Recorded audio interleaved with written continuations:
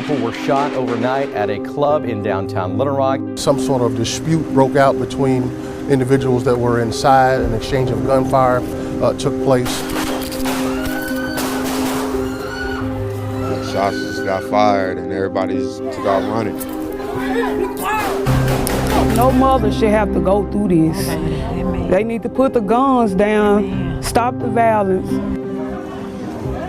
When does this gun violence in Little Rock, when does it end? I could have possibly had to try to sit down and explain to my grandbaby why her mother wasn't coming home. You know, this is unreal. We've got to get a handle on this. It's got to be done. We can't let this define who we are. Good evening, everyone. Thanks for joining us both on KARK4 and Fox 16. I'm Kevin Kelly. And I'm Victoria Price. A very, very big story we're following here. That shooting happening at the Power Ultra Lounge on West 6th Street just before 2:30 this morning. Take a look at this map right here. As you can see, the club is right in the heart of downtown Little Rock. Yeah, here's what we know at this hour. At least 25 people were shot, 3 others injured while leaving the scene. It happened during a performance by a group from Memphis called Finesse 2 Times. Now, miraculously, not a single casualty from this, despite how many people who were shot. All the victims here were sent to several hospitals in Little Rock, North Little Rock, and Conway. Yeah, and according to police, the youngest of those victims, just 16 years old. And so far, no one has been arrested. Little Rock police, along with the mayor, just wrapped up a news conference at City Hall. Our very own Mitch McCoy was there. He joins us live with the latest. Mitch. Yeah, Kevin and Victoria, good evening to both of you guys. About a minute up the road is City Hall, and that is where this news conference took place. But I want to show you guys exactly what's happening here at this nightclub at 6th and Louisiana. We're about, 15 hours after that first gunshot started being fired, and it is still a very chaotic scene. You have crime scene units here right now. You have broken glass, which we're told by the mayor and the police chief somebody jumped out of to escape all of this gunfire. There is first responder medical gloves laying in the road, and there are people's belongings too still laying in the road. I'm seeing a shirt and a lot of crime scene tape. The mayor of Little Rock says they want the Power Ultra Lounge shut down. That's the scene of this morning's mass shooting. There was a lot of emotion from city leaders. The mayor calling the incident a complete tragedy. The news conference lasting around 45 minutes. We learned officers confronted the performer's security guard earlier in the night because that security guard had a gun. That person then managed to get access to the club through a back door. At this hour, we still do not know who started firing the shots. Little Rock police say they have not been able to talk with Finesse 2 Times yet. That's the performer last night. That's something they're in the process of doing. We do know the rapper has at least 2 active warrants, including one from Forest City. Little Rock Police Chief Kenton Buckner saying they're in the very early stages of the investigation, but they believe there was some kind of dispute between gangs that sparked the gunfire. And the challenges of both Little Rock and Memphis are well documented. I think when you have a concert venue where you have young people and it forced these 2 cities into a small room and some kind of dispute ensues, it was a recipe for a disaster. The chief says it's still too early to know if the suspects are from the Little Rock area or if they're from Memphis or possibly both. Another thing worth noting here, the police chief said that most of all of the victims that were hit by gunfire are from the Central Arkansas area, not specifically Little Rock, but Central Arkansas as a whole. MEMS, an official from MEMS, spoke at that news conference this afternoon as well. That official crediting police officers for saving lives. They said that as soon as the officers started getting on the scene here, they started rendering first aid, so that is being credited for saving some of the lives out here. The police chief also telling us that it is very possible that some of the victims that were hit by gunfire could possibly be suspects. Again, very early in this investigation right now, so they're not ruling anything out. Coming up in about a half hour, we're going to play a little sound bite from the mayor of Little Rock, Mark Stodola. He's had something very interesting to say about a promotion flyer that was distributed. It showed a weapon. It attracted people here to this nightclub, and he had something to say about that. That's something you're not going to want to miss. That's coming up here in about a half hour at 5:30. Reporting live downtown, I'm Mitch McCoy. Back to you. And Mitch, we do want to mention Mayor Mark Stodola will be here in studio in just about the next 20 minutes, I believe, live. But really quick, Mitch, before you go, it's a holiday weekend. It's a Saturday night. Have police talked about any sort of ramped up patrols or anything with some of the other clubs in downtown? We know Power Ultra Lounge has been shut down, but what about some of these other popular hotspots downtown? Are they going to have a bigger police presence? Do we know anything about that? You know, that's a really good question, and I asked the police chief that question because we have seen it. It's a domino effect here in Little Rock. You have a shooting, and then all of a sudden you have 1, 2, 3, or 4 more shootings, all in retaliation, all sparked by that one original shooting, and that is a concern here. He admitted that, but he did say, and he pointed out, that there has been no chatter. There is no evidence to suggest that this shooting, this mass shooting here at this nightclub is going to spark retaliation or spark other shootings here in the near future. He says that they have detectives that monitor social media. That's something they watch out for. But he said that as of right now, they do not have any chatter. They don't have any evidence to suggest that there will be more shootings in retaliation to this morning's shooting. All right, Mitch, that's some good news there. We'll continue to follow your angle to this big developing story. In the meantime, we continue our team coverage of this tragedy. We have 25 victims in all. 2 of those are in critical. But right now, we want to go to our very own Stephanie Sharp, who talked to one family whose loved one was at the club when that shooting went down.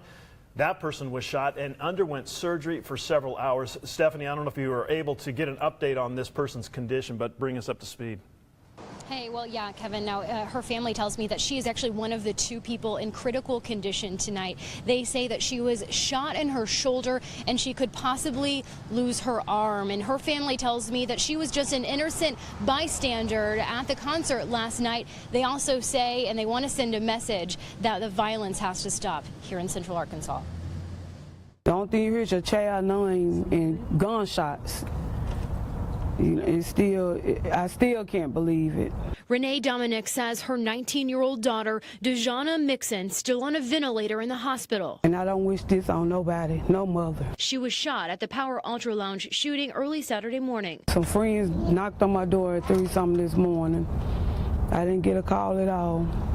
Just thank God she had some friends that knew where I live. She says Dejana, who was in the Army, was shot in the shoulder and underwent a nearly 6-hour surgery. She says doctors may have to amputate her arm. I thank God he saved my baby. If she got to lose her arm, I'd rather have her here breathing. Many family members by her side. Oh, Lord God, and we know that it could have been worse. Yes, Lord. Praying for Dejana and all the other people involved. Yes. And we bless your name. Amen. Amen. Amen. Her father, Daryl Mixon, says he didn't think his daughter would be a victim to violence. Never have I thought I would have to be in these shoes. Never in a million years. Asking for guns to be put down. You have to care for your fellow human. The violence has to stop. Leaning on faith that Dejana will recover and pleading that the shooting stop. Please put the guns down. Stop the violence. Stop it, please. We're losing too many of our babies over nonsense. And her family tells me that they haven't been able to talk to her yet because she still is on that ventilator. However, there are several more families going through the same emotions as that family is. Charmaine Nero, she was actually able to speak with a mother. Her daughter was sitting in the front row when all of this went down. She was able to talk with her today. Charmaine, she's in studio. What can you tell us? Exactly, Stephanie. Nakia Baker says seeing her daughter covered in blood is the worst moment of her life. But worse than that, having to tell her granddaughter that her mother had been shot. But she decided she wanted to go to this concert, and all that could have changed in the blink of an eye. Nakia Baker is no stranger to violence in Little Rock. I came through an area where we were drive-by shootings and the whole 9. It hit a little too close to home when she got a phone call last night from one of her daughters. We were going to have to run up to the hospital because my daughter had been shot. Frantically, Nakia drove to Power Ultra Lounge. And it was a war zone by the time we got there. 2 agonizing hours later. And when we found her, she was covered in blood, her clothes. Of course, she didn't have on any shoes. 21-year-old Brinley Cunningham was in the front row when shots rang out. This morning, I could have possibly had to try to sit down and explain to my grandbaby why her mother wasn't coming home. You know, this is unreal. Her daughter describes the scene as bullets coming from the stage. She remembers jumping over what she thought were dead bodies. Innocent people. Those people, when they went in there last night, they had no idea that they were going to come out of there in ambulances. She's thankful she won't have to explain to her grandbaby her mother is gone. Again, I could have lost my child last night. You know, I'm so thankful to God that I didn't. Now, she says going forward, she hopes clubs tighten up security and guns aren't allowed inside. Back to you.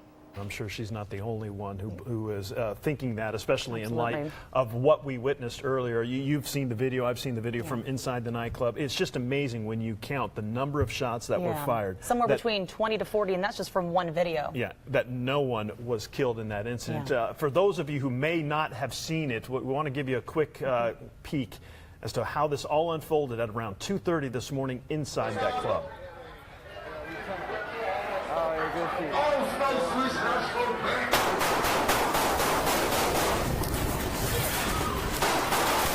It's absolutely terrifying, just complete chaos you can see in that video there. Just to reiterate, 25 people were shot during this attack at this time. We know that 2 of those victims are still listed as critical.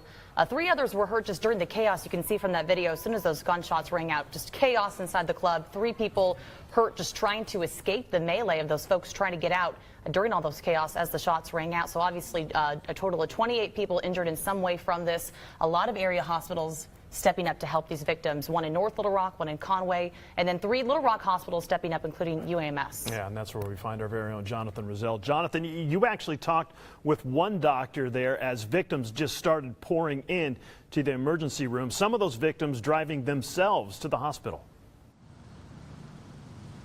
That's absolutely right, Kevin. The ER doctor tells me that medical staff received text alerts that many of the shooting victims would be heading here to UAMS for care, and he says that's when workers sprang into action. We definitely have nights that are busy. UAMS Dr. William Beck says this was one of them, as several people were shot at Power Ultra Lounge. This is traumatic, right? I mean, nobody goes out at night and expects to be shot at. Mechanism of injury. Dr. Beck says staff were alerted via text 11 gunshot victims will be receiving care at his hospital. And once we got word that there were multiple casualties coming, we had nurses from all over the hospital really that were not free, but not busy, come down to the emergency room to help out. Authorities say 1 shooting victim went to Conway Regional. 2 others were taken to Children's Hospital. 3 shooting victims were admitted to St. Vincent in Little Rock, 3 to Baptist Hospital in Little Rock, and 6 went to Baptist Hospital in North Little Rock. Quickly triaged. Beck says every patient at his hospital had a doctor and at least 2 nurses. This is not a regular incident by any stretch of the word, but they are used to dealing with sick patients, with sudden delivery of patients, with these kind of situations. And rely on the system a couple of years old to handle gunshot victims. Generally, I tell, we know for the most part, based on the injury pattern and the trajectory, who is going to have a harder time than the rest of them. And so for the folks that have injuries to, their hands or feet or things like that, I tell them they're going to be fine. They're in the right place. We're going to get them taken care of.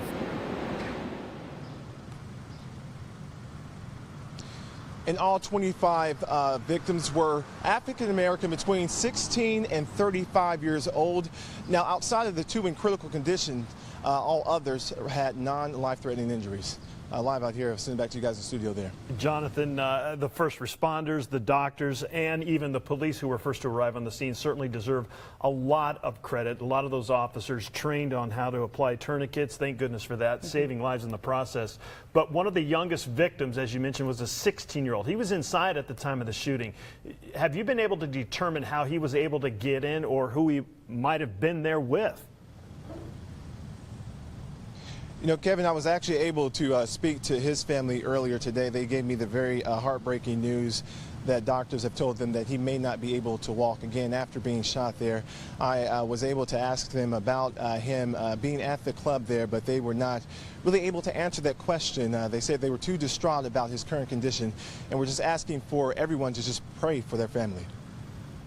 Yeah, and the rest of the families as well. All right, Jonathan, thank you very much. Well, a lot of questions tonight surrounding the club itself, the owner, what security was like, and ultimately who is responsible here. I'm Marcy Manley, learning more about the club's owner. And Marcy, you say that there's actually a paper trail following both the club and the man who owns it. Is that right? Yeah, so far Herman Lewis hasn't answered phone calls or responded to requests for comment about the shooting at his club, aside from hanging up on Jonathan Rozelle. But we have learned that there appear to be court cases for debts owed against Herman Lewis in the past month, and it appears there may be other issues like taxes owed as well. Alcoholic beverage control officials say there have been 7 violations cited against the Power Ultra Lounge since 2012, including multiple violations for underage drinking. ABC has suspended the lounge's mixed drink license with at least 3 potential violations at play at this point. Lewis will have the chance to appear at an ABC hearing on July 10th. Those potential violations against the club at this point include allowing possession of weapons on the premises, disorderly conduct, and failure to be a good neighbor. City officials say they intend to try and shut down the Power Ultra Lounge location. Back to you. Thank you very much. And of course, Fox 16 and KARK, the only stations with continuous coverage. Early this morning, we had several Arkansas politicians call in during our newscasts and give their reaction to this act of violence. Governor Asa Hutchinson saying violence like this is unacceptable. We're all praying for those that have been impacted by this, the victims and their families. But we're also looking at the larger picture of the community where we live, and this is just totally unacceptable that this kind of violence is impacting our community. It's really time that we bear additional resources to fight this kind of violence. Senator Tom Cotton also reacting. He posted to Twitter saying, quote, "I appreciate the quick action of the Little Rock Police Department in response to last night's shooting. My prayers are with all involved." And Senator John Bozeman also speaking out today saying in part, quote, "Kathy and I send our prayers to the victims of this tragic violence. I continue to stand and support law enforcement to fight this ongoing reckless violence in our capital city." And Kevin, almost no one has been as outspoken about this as Little Rock Mayor Mark Stodola. He joins us now in studio. Thanks for being here. We do wish it were under better circumstances. Yes, I do too. But Mayor, in that press conference earlier, you called what happened at the Power Ultra Lounge, quote, "a heartbreak that is all too familiar." So what steps does the city need to take? Where do we go from here to make sure this is not something we're familiar with any longer? Well, let me just say, first of all, that my heart was broken this morning, as it has been many times recently, when I wake up and hear about some tragedy, some issue of violence that's occurred in our city where someone has used a gun to settle a dispute. And certainly this tragedy at the Power Ultra Lounge is absolutely outrageous. It's horrendous. There are people, the wrong people having guns that need to be apprehended. They need to be prosecuted. So I'll tell you that communication and getting information from people to help solve these various crimes is so very, very important. Now, that's one thing that will help us to try and put a lid on this kind of activity. And it's very, very important that the community come together. We need people to respond and talk to our police officers who are doing the investigations on these cases. And I want to get to that in just a second. First, I know it's not even been a full day since this tragic event occurred. The city did take some immediate steps, for example, steps to shut down Power Ultra Lounge as far as a club is concerned. You took these immediate steps, but looking long term, like you said, outreach with the community, shutting down one club is not going to stop the violence. The violence will presumably move to another club. So what needs to happen here to make sure that doesn't move to another club? Well, I don't know that it'll move to another club or not. I mean, a lot of these clubs are highly regulated. They have security inside. They have off-duty police officers outside. But there was that last night, and that didn't stop it. The situation that happened last night, obviously somebody let people in with guns on their hips, from what I understand. That was, the police had tried to prevent that from happening, and this happened after they were off duty. Again, they patrol on the outside of the building. They're not on the inside of the building. Certainly, a word to all of the clubs and late night places that we have open, very strictly, that we're going to be monitoring those places, trying to make sure that they are safe, working with the owners of these properties. The Ultra Lounge is being shut down. I'm going to make sure that it is shut down. The ABC has suspended their license. We're looking at what type of a privilege license they had. They're not operating properly. The person who manages the large building there has already indicated he's serving eviction notices to them. So this incident is certainly going to spark a review of the other late night locations that we have, and to see what we can do to try and make sure that we do everything to keep people safe. So what steps will those be? Because you talked about that in the press conference towards the end, as far as maybe reevaluating some of these clubs, some of these nightclubs and late night places with Bruce Moore, city manager. What are you hoping to get out of that, or what are you hoping to do as far as reevaluating some of these evening hotspots? Well, I've said that nothing good happens between 2 o'clock and 5 o'clock in the morning, okay? So if you take that as a premise, you still have people who want to socialize in the evening. We've went through an extensive review of that about 2 years ago and came up with some stricter rules and laws. Obviously, the issue of guns and what's happening about allowing guns in bars and restaurants is something that when you mix it with alcohol and you mix it with music and late nights, it's not a very good mixture. It's not a very good recipe for keeping things safe. And so I think we've got to look at that along with what the ABC can do in terms of regulating the use of alcohol and the presence of weapons as well. So we're going to do a full-scale review of our zoning ordinances and our codes to see if there's something that can be done to better help keep these locations safe. And in the long term, the first thing you mentioned, guns falling into the wrong hands. Well, let me mention, this has been this is a very, very tricky issue, not just for the city of Little Rock, but for the state of Arkansas, and really for the entire United States. Where do you find that balance of not infringing upon rights, but then also making sure the public is safe? Well, what can you do, or what are you hoping to do as far as that's concerned? Well, certainly, I understand the importance of the Second Amendment as it relates to people and the right to bear arms. The issue here is we've got the wrong people bearing arms. We've got a preponderance of people who are felons who carry weapons on the streets. I can predict that in this instance you're going to find that many of the people involved in this case are going to have prior felony records. They shouldn't be having guns. They shouldn't be carrying guns. So we've got to work with the state on the probation and parole in our community corrections department much more vigorously about monitoring and apprehending people who are violating their terms of parole by carrying weapons. We need more cases adopted by the federal court system, which will put people in jail for 8 years on a felon in possession of a firearm charge. That's something that we can aggressively work on. So we're working with ATF and the FBI. They've all pledged their support to assist us with this. I've talked with the governor, and the governor and I are going to be forming a group of people that we can work with to try and focus and target these people who are felons that are carrying guns. And I think there's quite a few of them. I've done some research myself on it, and I know that there's many that are walking around violating their rules of probation. One last question before we have to go. I want to ask you, and this was a sensitive subject that was brought up during the press conference at City Hall earlier today. Does Little Rock have a gang problem? It was a gang problem. That was a term that Chief Buckner, Police Chief Buckner, did not want to use the word. He didn't want to, he was very dicey and careful with his words. Well, he used the word. There are two groups of people we know right now that you would call them gangs. They're groups of people that hang together. But would you say Little Rock has a gang problem? Well, to the extent that we've got these drive-by shootings that have continued, I would say yes.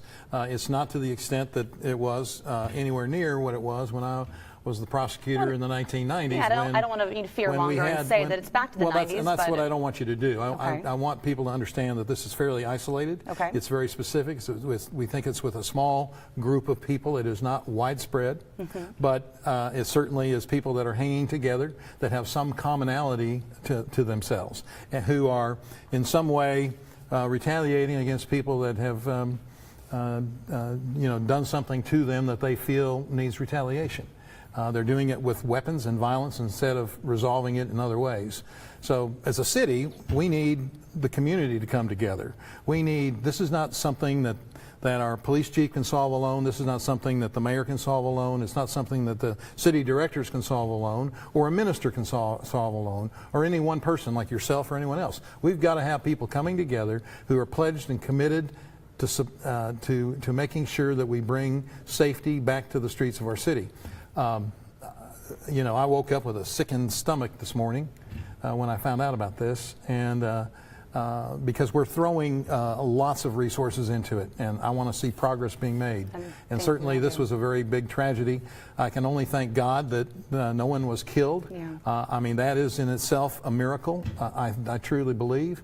And so we're going to be redoubling and reinforcing our efforts to do everything we can to not only bring the people to justice and to apprehend them and convict them, but to see what we can do to try and get the guns out of the hands of the wrong people. Something this big, I would imagine, has to kind of be a breaking point. Mayor, thanks so much for coming in again. I apologize, not under the best of circumstances, but hopefully this will be a breaking point. Hopefully we will see the community really band together and mean it this time to try to fight back against this. We do want to mention Mayor Stodola will be one of the many people out at City Hall tonight. There is a prayer vigil, a candlelight vigil, not just for the victims, but to pray for peace in general here in the capital city, this larger issue of violence. That's going to be at 8:15 tonight at City Hall. That is open to the public, and we'll also live stream that for you on both our KARK4 and Fox 16 Facebook pages. And as you just heard the mayor say, it's worth repeating, a police chief, a minister, even a mayor can't solve all the violence. In fact, earlier at his news conference, he said, we're not Superman. We can't stop a speeding bullet, but collectively, as a community, we can make a change and bring safety back to the city. I want to bring in Fox 16's Jessie Teneur. She joins us live from the nightclub, where many of the neighbors there say the mass shooting certainly is not going to make them neglect their city, but rather some of them are going to, stand up and fight for it, right? Yeah, Kevin, that's exactly right. A 21-year-old who recently moved to the downtown area, he wanted to move down here to provide a better life for him, his wife, and their newborn baby. And he was saying while a mass shooting may discourage some people, it certainly doesn't. It motivates them. Many Arkansans enjoyed a Saturday stroll through downtown Little Rock. He's so pretty. Families walking past historic buildings, the famous River Market. But for those who made it to 6th Street, the scenery quickly turned ugly. That's not cool, you know what I'm saying? People got babies like myself. Just 2 weeks after Cepeda Munoz moved his family downtown, 25 people ranging in age from 16 to 35 were shot right down the street during a concert at Power Ultra Lounge. That's just ridiculous. It's like, I don't really know how I'm supposed to be comfortable with leaving my wife, and my baby alone. This wasn't the first time older residents of the downtown area have seen the police cars and caution tape. There have been some incidents and some gunfire before. But Indy Stewart, who's lived across the street from the nightclub for 6 years, believes even a mass shooting is no reason to move. There's going to be problems anywhere you live. But a new dad believes it is a reason to change. We need to stop the violence, really. In Munoz's short 21 years of life, he's learned firsthand people need to want to change before a community can unite. It's not about, what colors you're wearing. It's not about how your hat's hanging. It's not about if your pants are sagging. It's not just amongst black people. Munoz envisions a better world for his daughter, Harmony Faith. I love her. And I think this is what people need to do it for, really. The next generation. And calls on his new neighborhood to get to work. I just hope that she's able to grow up just different, because all this is crazy. And just to reiterate, we're sick of talking about this violence. A lot of you at home are sick of hearing about it. But really, we can't stop the violence, like Munoz was saying, unless these people creating the violence care about their own lives and care about the lives of others. And so exactly what can we do to make them do that? Well, that remains to be unseen, Kevin. Yeah, but, I credit those who are not willing to turn and run away out of fear. I mean, you live in downtown, Jessie. Is there a far spread feeling of resilience there, or is there more fear? And I know your job as a reporter is to not put yourself in the story, but you yourself, having lived in downtown, have been a victim of violence. Yeah, that's right, Kevin. I mean, a lot of us who live downtown, we're not going to let fear chase us out of our homes. It's a lot of people have been saying that we can't live day by day scared of what's going to happen to us when we step out of our doors. We just have to try to put ourselves at least in the right situations, but we can't let fear drive our lives. And that seems to be kind of the general harmonious thing that's coming out of downtown. Some neighbors that I've been able to talk to of mine are saying, we're not going anywhere. We're not going to let these people drive us out of our own homes.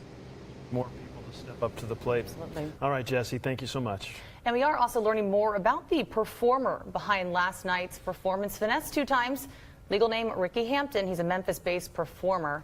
We searched through records, quite a few records actually, and found that violence has broken out at many of his concerts, including another one right here in Arkansas. We're going to have much more on that tonight at 9 and 10. But today, the rapper did take to social media to give his condolences to those who were injured in last night's gunfire, saying, "Prayers go out to the innocent people and their family that came out to support me.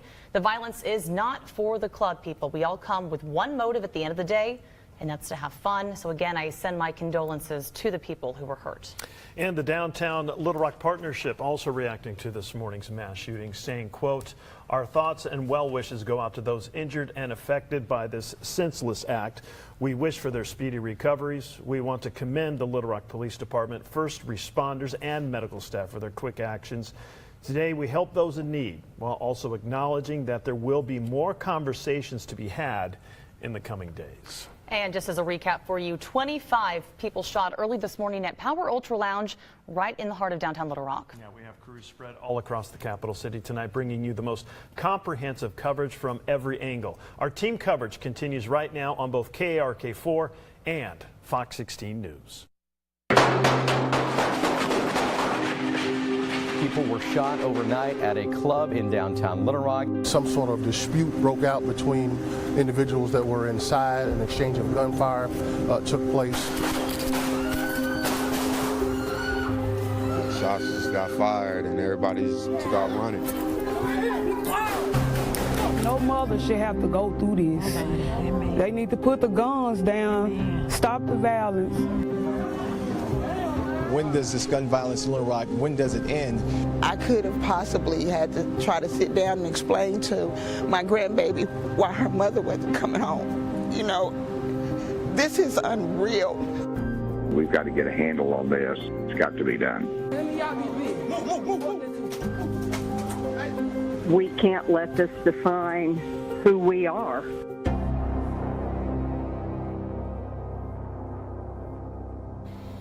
It's been quite the day here in Central Arkansas. Our team coverage of this morning's mass shooting in downtown Little Rock continues. Good evening. I'm Kevin Kelly with Fox 16. And I'm Victoria Price with KARK4. That shooting, that terrifying shooting you saw the video of just moments ago, happened at the Power Ultra Lounge. That's on West 6th Street just before 2:30 this morning. Take a look at this map right here. As you can see, that is right in the heart of downtown Little Rock and on a Friday night. And here's what we know at this hour. At least 25 people were shot, 3 others injured while they were leaving the scene. It all happened during a performance by a group from Memphis called Finesse 2 times. Now, miraculously, and we do not want to ignore this, not a single casualty from this, despite how many people who were shot last night. All those victims sent to several hospitals in Little Rock, North Little Rock, and Conway.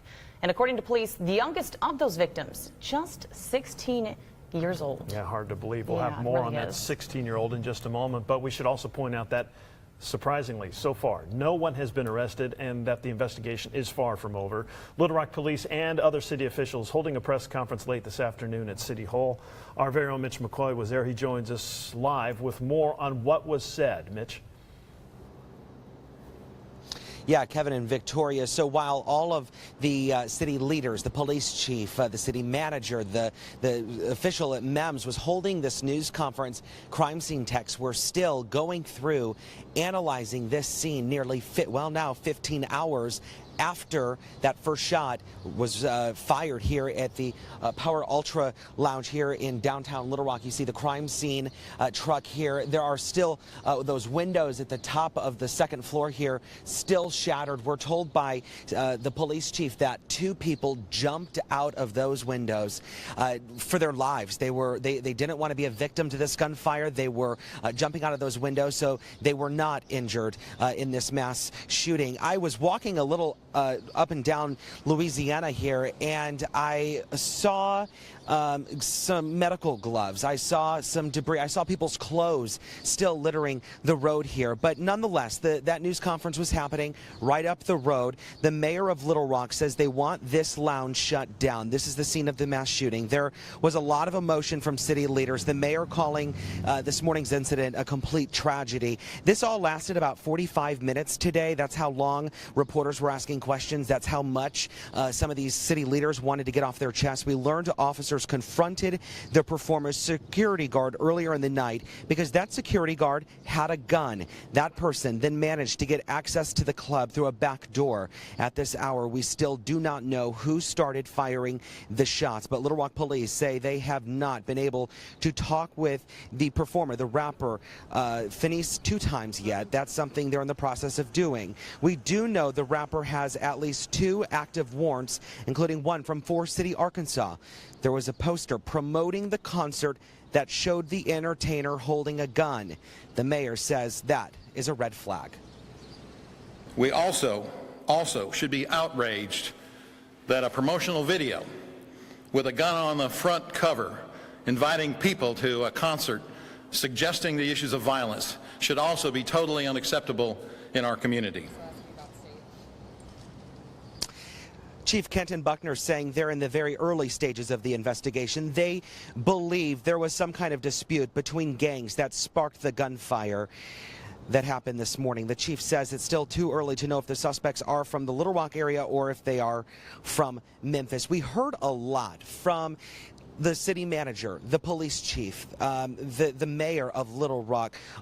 Some interesting notes here, and you guys were talking to the attorney general earlier, but there have been a lot of people talking at the state capitol just a minute up the road here. I want to bring in our political reporter, Jesse Tonera. You've been tracking some of these statements that are coming in. What are people saying? What are these state representatives saying? What are these senators saying? Because this is a local issue, but the Capitol's right down the road, so this affects them just as much as anybody else. Exactly. And I mean, you can't, an issue like this brings together both sides of the aisle, no matter if you're a Democrat or Republican. First and foremost, people have just been saying that, of course, our hearts go out to these victims, and everyone is just calling this a tragedy. But I mean, these state lawmakers are saying we really have to work with the city. They're all about kind of coming together. And I know the governor said in his statement that he's willing to try to work with whatever state assets they need to cut down on this, because he says that there needs to be, the governor was saying that there needs to be kind of this new law enforcement strategy. And, you know, how do we come up with that? How do we really try to reach these people that are creating the problems? You know, lawmakers from the state and local levels have definitely had this resounding message that, you know, we might not have an exact answer yet. It may not come down to legislation. It may not come down to one strategy with law enforcement, but we are willing to work together because this violence has got to stop. Right, you're absolutely right. And what was kind of interesting, and we see it from time to time at this news conference this afternoon at City Hall, we had people, just ordinary people coming to City Hall, even asking the police chief, I live in a hot zone or a hot target. This is the area where there's repeated crime. Does this mean violence is going to go up? Is there going to be retaliation? The police chief saying that there's no chatter on social media about retaliation in the city, but saying it is a community. It's a group effort to get this to stop. So some very interesting points coming, not just being sparked from here at the nightclub, but here at the state capitol too, about let's stop the violence. Let's bring people together. Let's figure out, you know, where this is, you know, being sparked from. But it also starts at that poster, you know, the poster of promoting the gun. I think the mayor hit the nail on the head there when saying this is what was being promoted right here in our community. So as we toss it back to you guys, you and I were talking to that gentleman that just came up here. He lost his cell phone inside this nightclub and hasn't been able to get it back yet. So I'm sure more people's belongings are also in this nightclub and they're waiting for him. Back to you. All right, Mitch, thank you. Mitch, live from the scene as it stands right now. I want to bring in Price McKeon, who was actually one of the first members of our team to be on that scene last night. You got to Power Ultra Lounge around, what, 3 o'clock in the morning? Set that scene for us. Okay, so the call went out around 2:30 in the morning. Yeah. That's when the call first went out to police. Immediately we started receiving phone calls and started working our sources to try to find out what was going on. By 3 o'clock we had someone from our desk get to the scene while I ran back here, grabbed our camera, and then got to the scene. So by less than an hour we're there. When we first got on scene, the best way to describe it is this energy. You just didn't really know what exactly was going on. You weren't sure. There were a few groups of people, maybe 5. Were there still a lot of people there? I would imagine the police presence was very heavy at that point. Were people kind of sticking around, the ones that hadn't been hurt, or did everyone just get out of there? Well, It was kind of interesting. At first, when I first got there, within the hour, there were still a few groups here and there, maybe 5, 10 people here, maybe so 5 people or 10 kind of lingering here. to see what exactly went down. Right, and then as soon as we walked over, then they just kind of were gone, and they didn't want to talk to us, things like that. And then at that point, the police presence was there. But I kind of want to describe... How big? I mean, how many officers are we talking here? Exactly. I can't even tell you, to be honest with you. That's how big it was. And that's not because I wasn't trying to count. That's just how big this was. Like you said, it shut down part of downtown, you said almost. Right, it did. It shut down multiple streets, just trying to get to the crime scene, trying to meet up with other media groups so we could get those interviews from the chief. That was just a step in itself, just getting there and getting together and making sure that we were all together and finding the information at that point. So, but the crime scene was so big, it shut down multiple blocks, and then the crime scene tape, there were like layers of crime scene tape. So you had the initial around the club, and then you had even maybe, I would say 20, 30 yards, another round of crime scene tape. And then back even more crime scene tape, to the point I can tell you that I saw with my own eyes blood outside of crime scene tape. That's how big this crime scene was. That it wasn't even all sectioned off, where there was still visible marks where people who were bleeding must have jumped in cars in this parking lot. So first the energy, it was all there. And then as the sun came up, it got almost eerie quiet. And I'll add, you were there then all morning. You were there until what, 10 o'clock this morning, from 3 a.m. to 10 a.m. So you were there for the whole evolution of that scene. Absolutely. I was on the phone starting by around 2:45 in the morning. I didn't get off the phone or finish talking to sources and just calling police, trying to get more information until 10 this morning. Then I came back here, did go home for a little bit and grab a bite to eat. But now I'm back here still trying to get more information. And still an active scene, as we saw Mitch McCoy out a few minutes ago. Still quite a bit of police presence at this hour. Absolutely. He is getting closer to the club, so that is interesting to go back there. But even when I was driving back in, I kind of went by the scene on my way in because it's just down the road from where we are right now at our studio. And there were still, you still see police there. But kind of want to go back to, it was eerie quiet. It was really eerie quiet there. And then at this point, they're just still investigating and what Mitch is describing right now. And we do want to continue to follow this. We're going to go back out to Stephanie Sharp joining us again. Stephanie, you spoke with one of the victims' families, one of the victims of the shooting last night, telling you their loved one was in surgery for several hours. What else can you tell us? Hey, yeah, Victoria. Now, the family of the 19-year-old that was in that nightclub last night, they tell me that she was just an innocent bystander, and they got a knock on their door this morning telling them that she was involved in all of this. Now, that 19-year-old, her name is Dejana Mixon, and we are told by her family that she is in critical condition. We do know that 2 people are in critical condition, so we believe that she is one of the 2. She was shot in her shoulder, and her family says she underwent a 6-hour surgery. And they tell me that the doctors tell them that she could possibly lose her arm. They say she's in the Army and she was just enjoying a Friday night concert with friends and ended up shot. And her family says that they did not think that they would become a victim of violence. And you never know how you feel until you in them shoes. I'm in the shoes right now, so I know how I feel.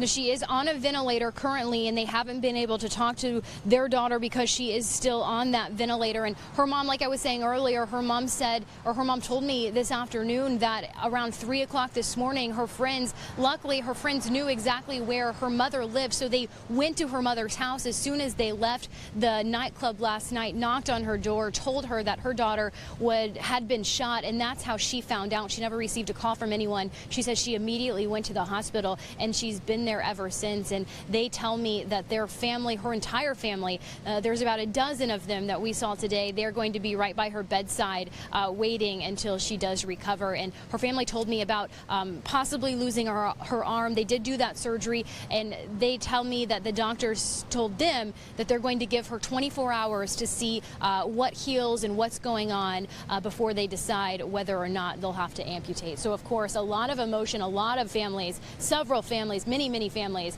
are dealing with today. And this is just one of many families dealing with just so much emotion coming out of this shooting early this morning. Stephanie Sharp live there. And of course, Stephanie, all of our thoughts and prayers go with these families that have been affected by this just horrific event as well. Fox 16 and KARK, the only stations with continuous coverage this morning. Several state leaders calling in with a reaction to this very upsetting act of violence. Governor Asa Hutchinson saying something like this is just unacceptable. We're all praying for those that have been impacted by this, the victims and their families. But we're also looking at the larger picture of the community where we live, and this is just totally unacceptable that this kind of violence is impacting our community. It's really time that we bear additional resources to fight this kind of violence.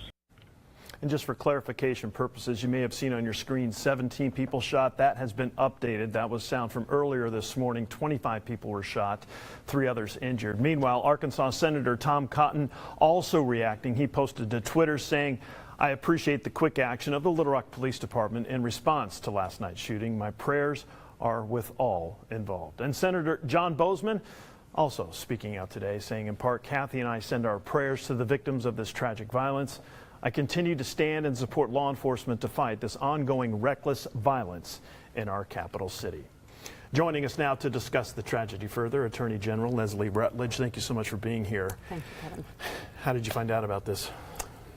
Like so many Arkansans, I was watching the news this morning and saw it come across my television. I immediately went to Twitter, started reaching out to other authorities across the state and here in Little Rock to hear the specifics and to offer my office's assistance into what we could do. The public has heard from city leaders, state leaders, officials saying we've reached a boiling point. We're sick and tired of all this violence. Now we're looking for the solutions. What solutions might you be able to bring to the table? Well, I think as the governor has stated, and I agree, that we need to enforce the laws on the books. We also need to work with local authorities. We need to encourage more community engagement with law enforcement when they are hear of incidents or individuals who are looking to commit violent acts or violent crimes.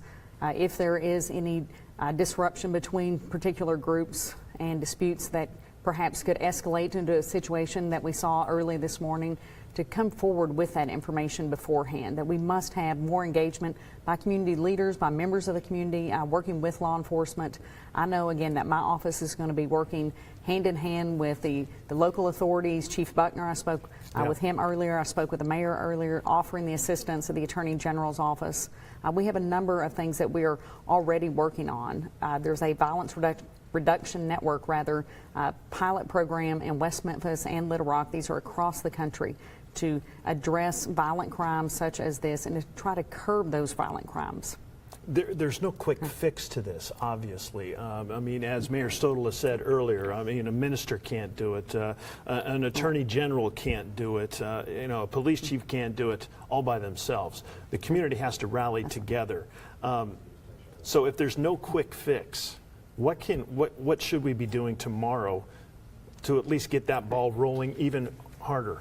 Well, what I would advise people across Arkansas, whether you're taking to a Facebook post or you're speaking from the pulpit, let's remind one another about the importance of love and respect for each other, human life. We saw this morning in this tragic incident that there was a lack of value for human life, lack of value for another person. That we need to have civil discourse when we have disagreements, that we don't need to take to violence. This was an absolutely despicable act, and we hope that by talking to one another, by getting community leaders engaged with law enforcement, state and local leaders and federal law enforcement, that perhaps we can curb this violence, that these sort of actions will not be tolerated in Little Rock. They will not be tolerated across the state. Moms and dads deserve to have their kids grow up in safe neighborhoods. When young people go out to have fun with one another, they need to be in safe places. And whether it's an entertainer encouraging violence or those who come to those shows encouraging violence, we need to shut that down. In light of last night's incident, we heard the police chief say earlier today, after further investigation, that one individual was stopped prior to getting inside the club who had a concealed carry gun on him. However, others were able to get inside that club armed with guns. it certainly raises the question of the concealed carry law here in the state of Arkansas as it pertains to bars and restaurants and so forth, where they're allowed to. Does that need to be revisited? Well, I think it's important to clarify the individual that the chief spoke about was openly carrying a firearm, not concealed carry, and it's not clear yet, or I'm not aware yet, whether that individual had a license to conceal and carry. So the laws that were passed had to do with conceal and carry license. The individual last night was openly carrying a firearm. That is still prohibited under Arkansas law. You may not carry, unless you have a specific license, you may not carry a firearm into an establishment that serves alcohol. It's a misdemeanor charge. Nonetheless, it is a criminal charge. Which is why he was stopped. If you do so. Yeah. Does it still require, though, a closer look? Well, I believe it requires a closer look at enforcing the laws that we have on the books, because that's what we need to do. Individuals who have committed an act who should not have a firearm because they are perhaps a felon in possession of a firearm, we need to enforce those laws. We need to enforce laws certainly if someone is carrying a firearm without any sort of license, law enforcement or otherwise, into an establishment such as a bar or a nightclub. But again, Kevin, I think it's important for Arkansans to understand that these are laws that we have on the books that can be enforced, but we need community leaders. We need to work together with law enforcement. We need to shut down anti-law enforcement rhetoric so people do feel comfortable coming to law enforcement. Chief Buckner's made it loud and clear that he wants to work with community leaders in solving this crime problem, this crime spree that we've seen over the last couple of weeks in Little Rock. So how do you see this playing out in the coming days? I mean, is this going to be a collaborative effort where you're constantly in contact with the governor, with the mayor, and getting this ball rolling in addition to the police chief? Well, I think it's what will happen is that the evidence will continue to be gathered. Hopefully, we will have more individuals and know the specific names of those who committed these acts, who fired those shots, who injured those 25 people, the 3 people that were injured as they were trying to leave. Individuals could be looked at, but again, we need to have law enforcement gather information. If there's someone out there tonight that's watching this news report and picks up on information about who fired those shots, who committed these acts, please come forward. This is the time where we need more information so that way we can hold those responsible accountable. Attorney General Leslie Rutledge, thank you so much for being Kevin. here. Appreciate it. I know it's a difficult topic. Well, several community members and leaders are scheduled to gather for a candlelight and prayer vigil at City Hall tonight to pray not just for the victims, but also for peace in the capital city. That vigil is set to begin at around 8 o'clock this evening. We will have live stream coverage of the event on both Fox 16 and KARK's Facebook pages.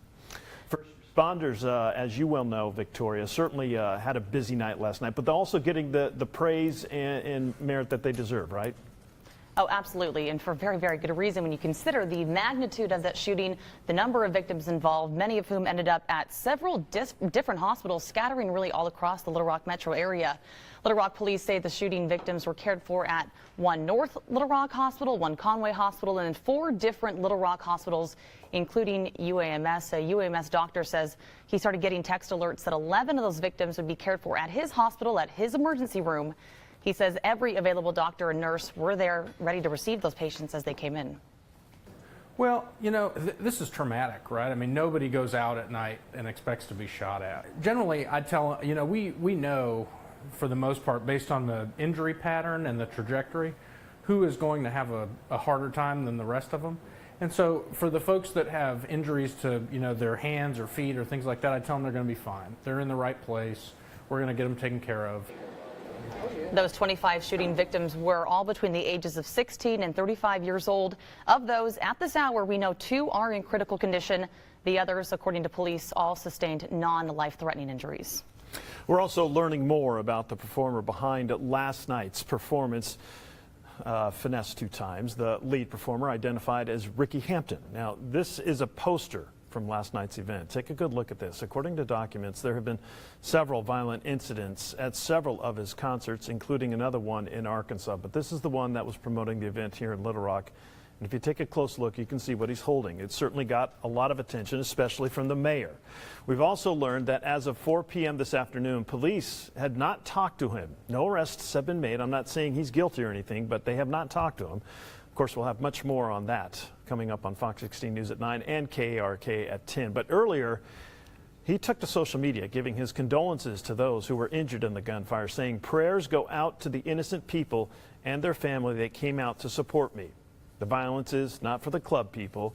We all come with one motive at the end of the day, and that's to have fun. So again, I send my condolences to the people who were hurt.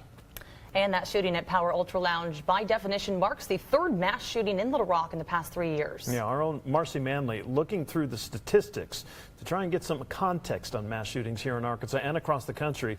And Marcy, in terms of over the past few years, I know Arkansas now ranks in the top 5 for most dangerous mass shootings. That's hard to believe. Yeah, it is when you take a look at the numbers, but according to the shooting tracking organization Gun Violence Archives, those 25 gunshot victims actually places this Arkansas shooting and makes it the 4th largest mass shooting in the United States since 2013, and mass shootings have continued to climb in this country year after year. Oh my God. Orlando, Florida. San Bernardino, California. Waco, Texas. And now, Little Rock, Arkansas. People injured. I didn't associate it with Little Rock. These are the 4 largest mass shootings in America since 2013 to date, according to Gun Violence Archives mass shooting tracker. It uses the same definition of mass shooting as the FBI. 4 more shooting victims, excluding the shooter, in the same incident. Oh my gosh, not here. On July 1st, 2017, the city of Little Rock experienced its 3rd mass shooting in a year, putting the total mass shootings in Arkansas since 2014 at 9, with 71 gunshot victims. See this on the news all over the world, senseless violence, but and we've got an issue here in Little Rock. Mass shootings in the United States have been on the rise over the past 3 years. Since 2014, the number of mass shootings growing from 261 in 2014 to 384 in 2016, a 47% increase. 173 reported for 2017 already. But with something of this magnitude, you immediately think, okay, this is not in a faraway place. This is in the town where I live, the community that I love. And as the sun sets on Arkansas's capital city, many will be asking themselves, how do we fix this? Will tomorrow be brighter? And what's to blame? Now, a lot of people have been asking questions about a new law passed that allows concealed carry guns in Arkansas bars. That law is not in effect at this point, won't be until September 1st. Furthermore, people who want to carry concealed inside bars would have to have 8 additional hours of training from Arkansas State Police, and bars can actually bar concealed carry inside those even under that law with written notice. Guys? Now, Marcy, I know you've been looking into the bar, you've been looking into the owner, some of the just operational protocol, I guess, if you will, with this bar as far as security is concerned. Do we know if this is a place that was patting down people, or if they had any sort of security procedure, if they had any policy against having weapons in the bar? Do we know anything as to that?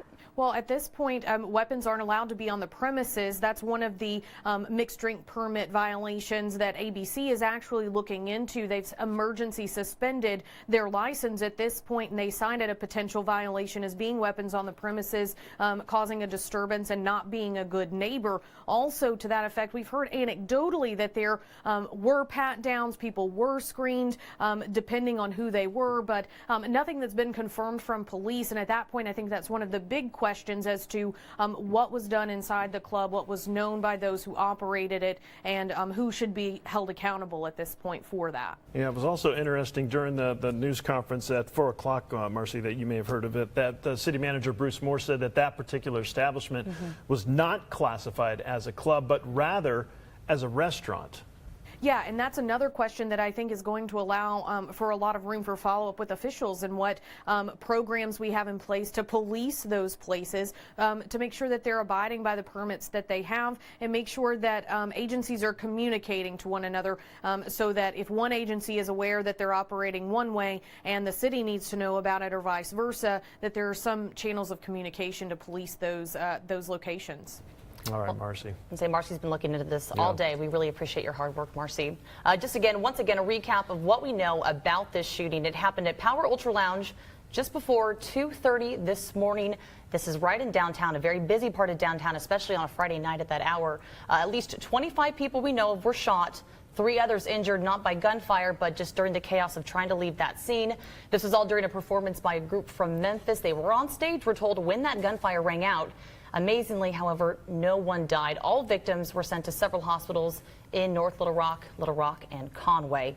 According to police, the youngest of those victims, just 16 years old. Another big question that been on a lot of people's minds as to why a 16-year-old was there in the first place. Yeah, and as Jonathan Rizal reported earlier, unfortunately, that 16-year-old shot in the back. There is concern that he may not be able to walk again, but we'll continue to monitor that situation as well as other victims as well. And we will continue to have coverage of this mass shooting throughout the night for you. So for the very latest, be sure to watch Fox 16 News at 9 and KARK 4 News at 10. We'll also live stream that candlelight prayer vigil on both of our station's Facebook pages. That's scheduled to take place right around 8 o'clock tonight. And as always, you can get the very latest on both ArkansasMatters.com and Fox16.com. Thanks for watching, and we'll send you back to your regularly scheduled programming.